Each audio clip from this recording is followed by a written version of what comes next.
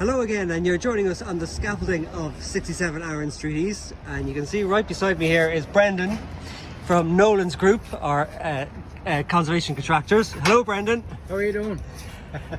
Tell us what you're doing here now. This is a flush joint that we're working on here. Yeah, the brick is so bad that we have to just put a false brick around it with mortar and then just point it up as normal. So that's the coloured mortar that goes on first to give the impression that the brick is better than it is. Yes, that's right. And then we just penny strike it then for a nicer finish on it. We're just scraping this out to put the other mortar in there now. And this is actually, you were saying this is actually the same mortar as the white mortar that goes on after, but it's the pigment is what makes it different, is that? It's the pigment, yeah. We just make up our own as the colour of the brick as we're going along.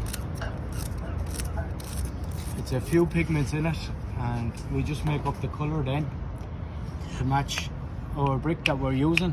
It could be a yellow brick, it could be a brown brick, it could be a red brick. And in this case, but both go on the same day, green on green. Yeah, well, the day after even is a bit better. You just wet it up because you get a tap on it even better than you will when it's soft. Because the mortar runs into each other where you can see bits. Yep. If you don't do it the next day. And then the penny strike itself is a traditional detail. I'll just show you that there now in a sec. And of course the big thing on the top of the parapet here is that the brick was all replaced, we think probably in about 1910, 1911, when repairs were carried out to the building. So we're trying to match in this machine-made brick into the 18th century brick that's underneath.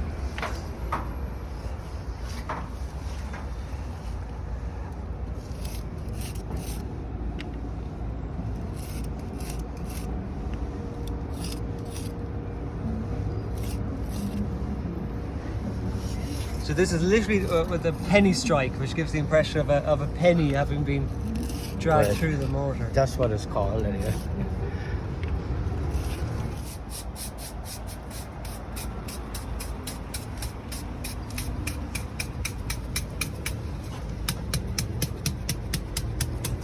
So what's the beating back, Brendan? Just to make sure it's compacted and brings out a bit of aggregate that's in it as well.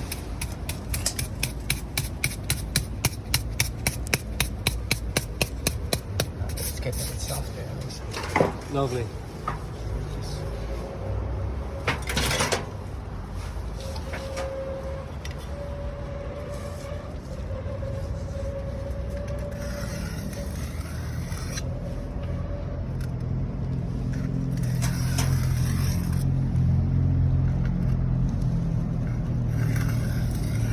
And the flat arches are always where there's a bit of craft, isn't there, over the windows? Yeah.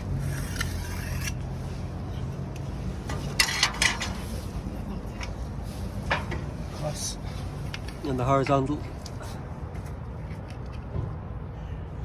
And it's probably tricky enough to strike the line actually, because the brick isn't entirely level, is it, all the way across? No, we're keeping it as level as we can. And you can play a little bit of trickery. Sometimes the line is in the middle and sometimes it's not, is it, depending on the height of the joint?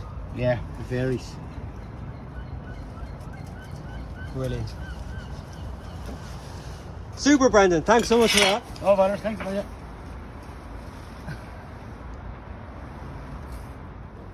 And here on the lower lift of the scaffolding, you can see one of the 18th century piers, which has yet to be repointed, and you can see the rag order of the brick. This line of paint is where one of the structural steels was, which has just been removed by Nolan's earlier this week, and it's revealed the band of paint that was previously on the brickwork before the brick was pebble dashed. So that has to be cleaned before the pointing work and the repair work to the brick can get underway. But just by contrast, to compare that with a newly completed pier that Brendan's been working on here, you can see the beautiful finish of the flush joint. I suppose this is a bit of a hybrid flush joint because it's kind of halfway between a flush joint on a wig detail, purely because of the amount of repair that's needed on the original 18th century brick, So that's been built up with the red mortar first, and then the traditional flush joint, based on the evidence of the surviving sample we found downstairs, is being used on the joints here. One detail we were keen to preserve with the facade as well is the reveals, which were not plastered. There was no evidence of a lime feather having been applied, which is the typical Dublin detail that I suppose comes about in the late 18th century onwards.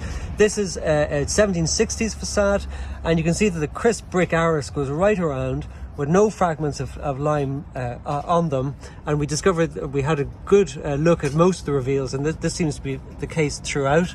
So as a result, the detail that we've done is a detail that's typical to mid 18th century buildings in Dublin, which is where the joint simply wraps around, so you get this nice continuation of the brick around without the feathered reveal, which is a look specific to mid to late 18th century buildings, and it gives a very distinctive look, which will be quite different on this building to the front building at 80 Norman Quay, which dates from the 1840s.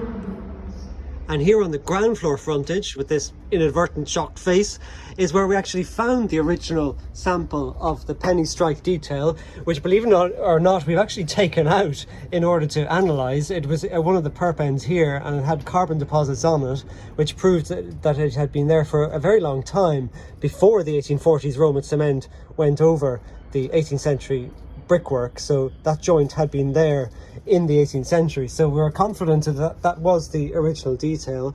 And in fact, what's also interesting down here, what we revealed in the analysis here, is that there's actually surviving samples of what looks like an 1840s attempt to replicate the penny strike detail. So you can see there's a perp end here, and there's a horizontal detail here also with the penny strike through. So it looks like they toyed in the 1840s with dicking up this facade with a Roman cement penny strike detail before deciding to actually Roman cement render the whole commercial frontage here on the ground floor, including the grand architrave of the window alongside. So that's our lot for now. Talk to you very soon.